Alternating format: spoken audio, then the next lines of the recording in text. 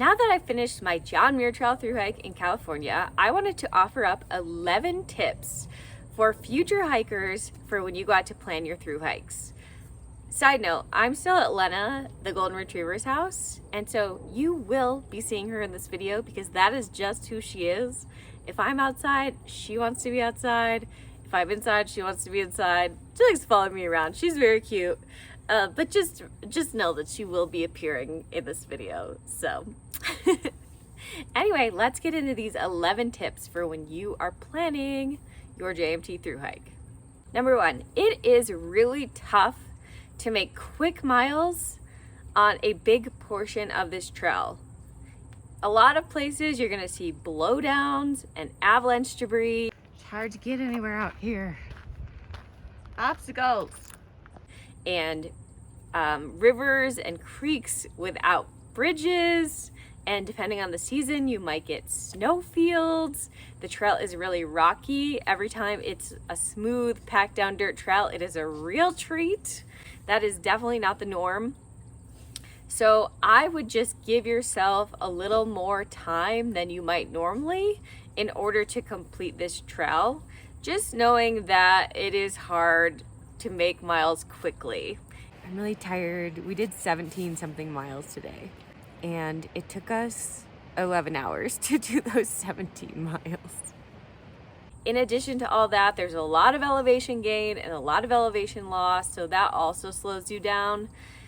I would say the southern portion of the trail is much harder than the northern portion of the trail. So when you are trying to plan out your schedule, just be aware of that and maybe give yourself a little bit of extra time in the southern portion as opposed to the northern portion. I found for my friends and I, we were really able to start speeding up once we got past Vermilion Valley Resort. We were going north, but things were slow going there for a little bit, and I personally was not mentally prepared for how long it took to make miles some days.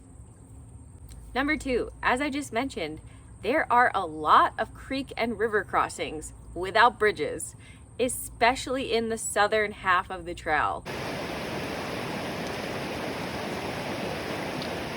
Plan accordingly for this, whatever that means for you. For me, I don't like to have full-on wet feet all day, so I brought sandals, my camp shoes that I could use to also cross the creeks and rivers. Some people don't mind. They'll just walk right through and not worry about it and just have wet feet and just deal with that. I personally don't like to do that. So in my case, I brought sandals. I also found, probably because my feet were damp a lot from crossing creeks, and also because the terrain was pretty uneven for a lot of the trail, like very rocky, kind of stepping in weird ways, I actually got a lot of blisters on the JMT, and I don't usually get blisters.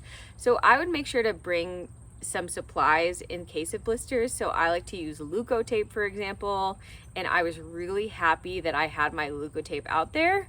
I feel like on the JMT especially, you're trying to save weight because you have to carry a bear can and you have to carry a lot of days of food, but I would not cut things like Leukotape because you're probably going to want it. And then in addition, if I were to do this again, I would have brought more pairs of socks. I brought 2 pairs of socks for hiking and 1 pair of socks for camp. I probably would have brought at least 2 more pairs of socks for hiking. Just again, because my feet ended up being damp a lot and I was getting blisters, and so your feet are getting damp and then there's a lot of sand on the trail. So I had gaiters, but sometimes I was still getting sand in my shoes. So anyway, just be prepared for your feet to be damp and be getting wet, and bring supplies accordingly. Number 3, bear cans are required out in this wilderness. You have to have them in the national parks.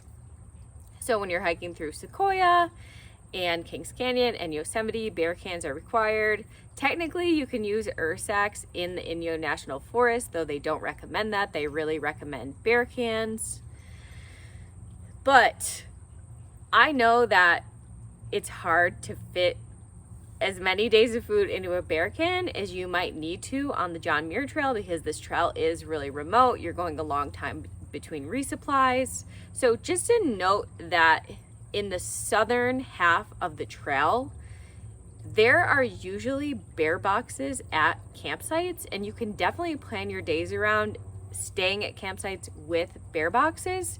So if you start the trail and you can't fit all of your food into your bear can, I wouldn't stress too much about that. I would just plan on staying at campsites with bear boxes, which is pretty easy in that southern half of the trail. If you're using the Far Out app, it actually calls out where there are bear boxes at what campsites, so it's pretty easy to plan that. So I wouldn't freak out about having to fit all of your food into your bear can in the southern half of the trail. I did see a lot fewer bear boxes at campsites in the northern half of the trail, so keep that in mind as well. But you also don't have as long of food carries in the northern half of the trail, so I feel like you should be able to fit all your food in a bear can in that part of it anyway. Number 4, this trail is extremely sunny and exposed. There would be multiple hours a day where I would not be able to find a lick of shade, like not even a tiny little bit of shade. Some days I was extremely desperate for it. So make sure that you are bringing all of your sun supplies out there. Bring a lot of sunscreen. Some of my friends almost ran out of sunscreen. Bring SPF chapstick. I forgot chapstick, as did my friend Dory, and our lips really suffered for it. They both started bleeding. Don't recommend. I was putting regular sunscreen on my lips to try to deal with it, but it wasn't doing the trick. So don't forget your SPF chapstick. Bring a sun hat, bring a sun hoodie.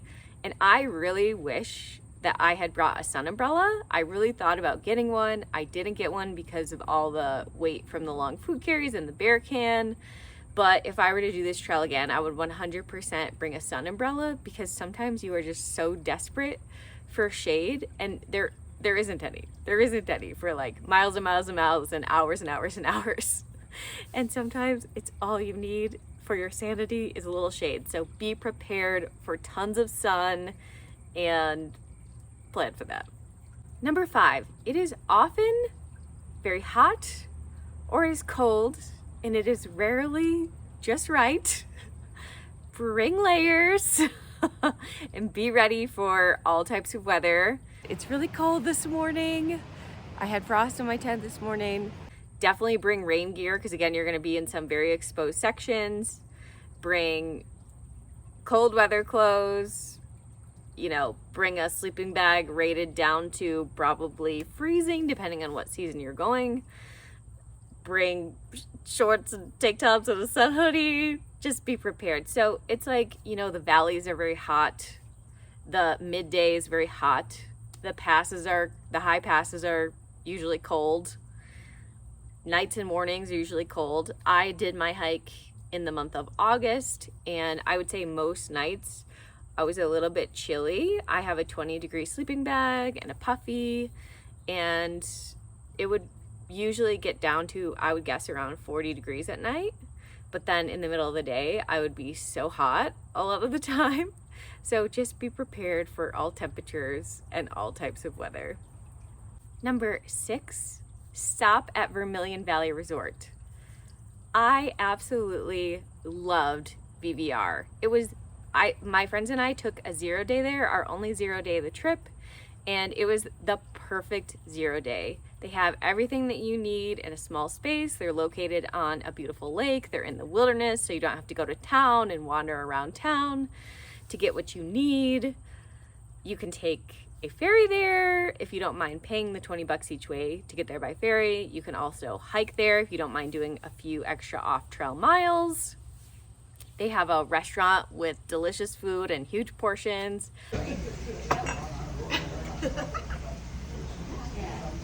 Hikers can actually camp right on site for free. You can get showers, you can do laundry, you can send resupply packages.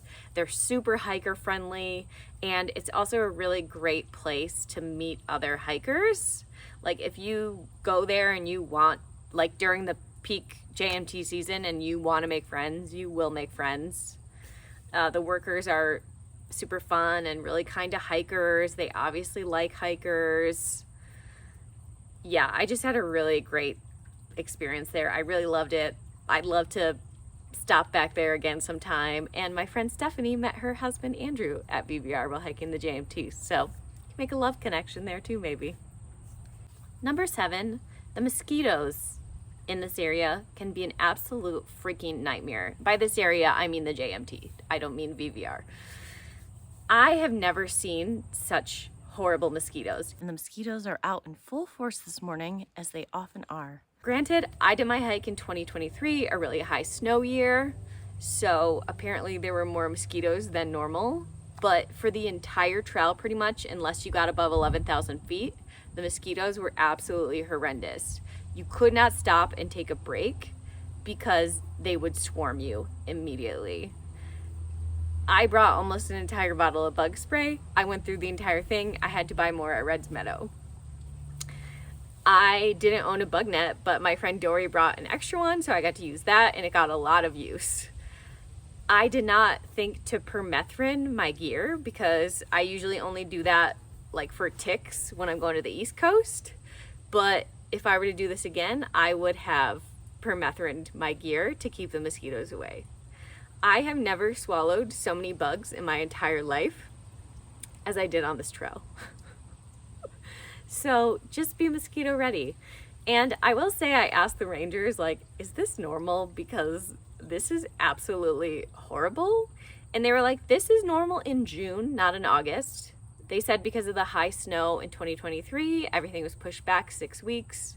So the mosquitoes stuck around much longer than they normally would. But to me, that says like anyone doing the JMT early season in June, you're gonna have to deal with those mosquitoes.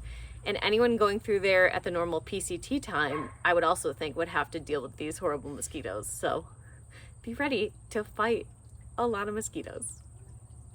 Number 8, if you want a more social experience, I would recommend going south.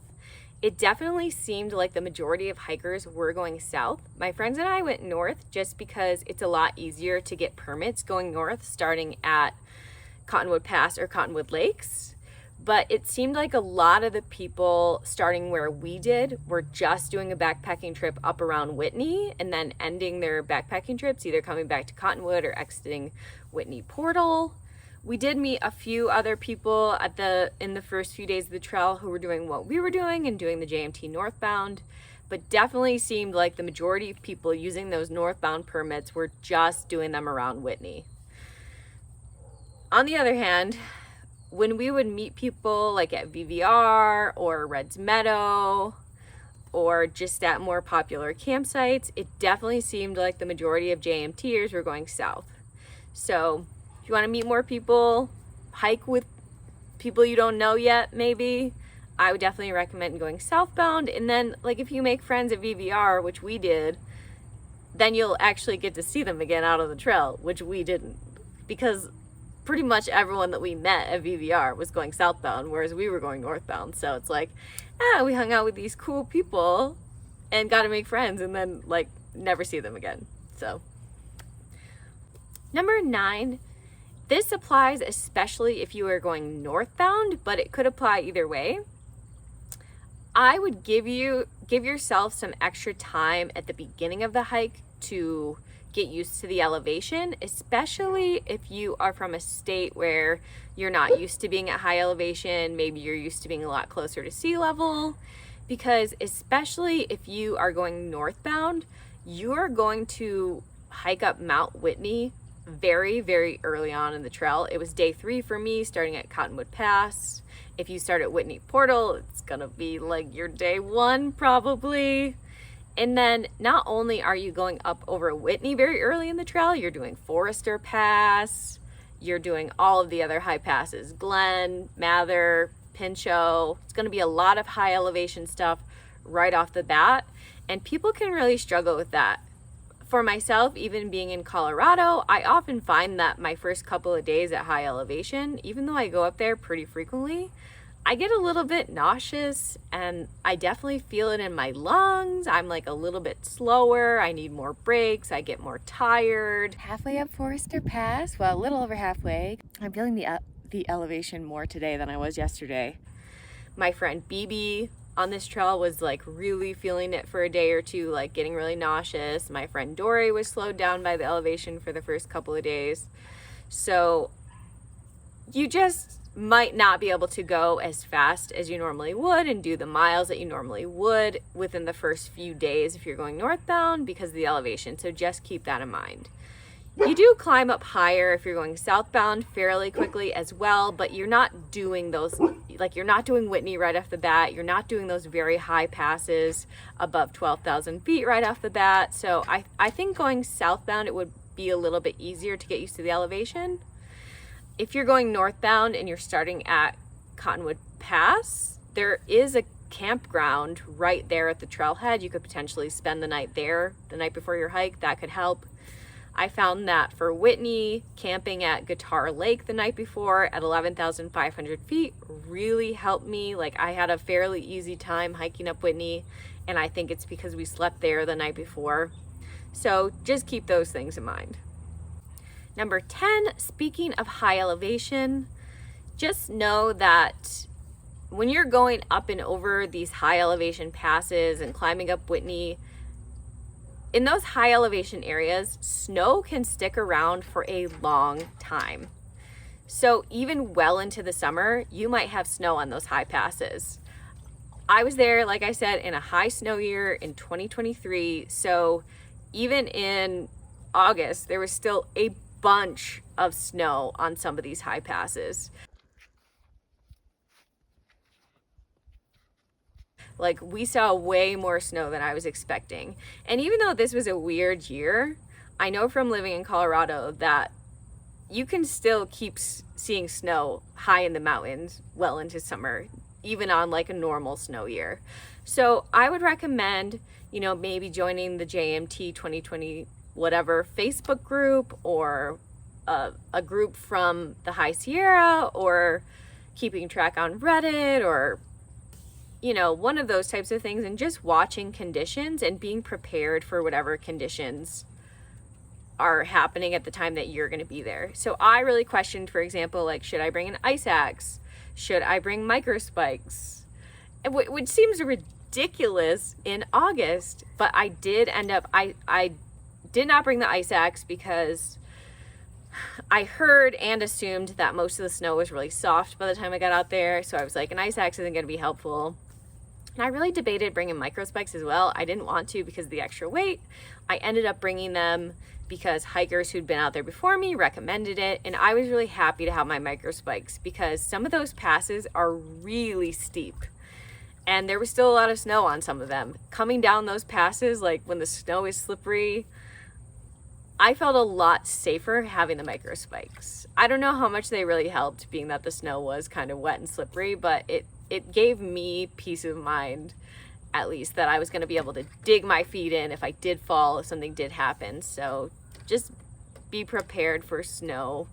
And also, a tropical storm came in as we were getting off the trail, and we heard that some of the higher passes and Whitney were getting snow while we were out there.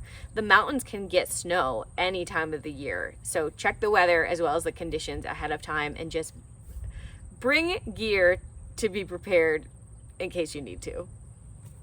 And my last tip, number 11, Yosemite Valley, in my experience, being there on a Sunday was like being at Disneyland. It was horrendous. I'm gonna sound really judgmental because I am in this moment, but I can't believe that is some people's wilderness experience. And after we had been out in the mountains in the middle of nowhere, seeing just a handful of people a day, it was a huge culture shock to waltz into Yosemite Valley to finish the last few miles of the trail and be surrounded by thousands of people. Like, we were like running around, dodging people on the trail, trying to finish this darn thing. Oh God. Not the way you want to finish a thru hike. There were just so many people, it was overwhelming. So I would recommend not starting or finishing at Yosemite Valley, like Happy Isles, on a weekend or a holiday or any peak times. that was my first Yosemite experience being on the JMT, and I am absolutely not in any kind of hurry to ever go back to that park. I understand, like, I rode the bus through the park, and I understand that there are other areas that are probably a lot less populated, but my experience finishing at Happy Isles was so bad that I just don't ever want to go back. I'm like, I'll go to other parks, it's fine. But yeah, I would just recommend steering clear on the weekend. If you can plan your hike to not finish on a weekend or a holiday, I would really recommend that. I don't know if it's going to be any better, honestly, having not been there on a weekday, but I just assume from my other experiences in national parks that it's probably going to be a lot better on a weekday. So, good luck. All right, so those are my 11 tips for hiking the John Muir Trail. I hope that you found those helpful. Don't forget to subscribe for more hiking, backpacking, and outdoor content. I have some other fun trips coming up soon, including a Wonderland Trail thru hike this fall, and then a trip to Patagonia where I'm going to do the O circuit later in the fall. So, all right, thanks for being here. I'll talk to you later.